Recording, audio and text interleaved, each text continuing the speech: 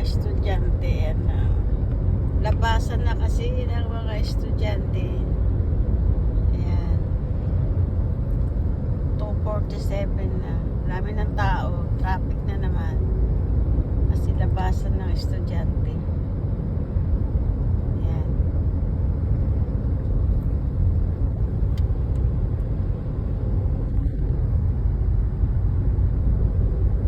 Ayan ng estudyante. Dami.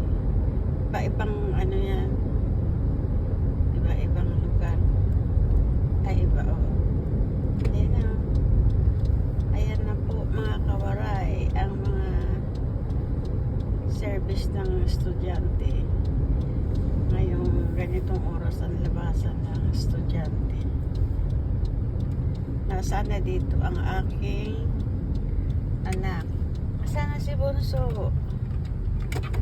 Sana si Bunso. Ayan ang lalaking tao nitong mga estudyante, oh. Oh. Estudyante lang yan.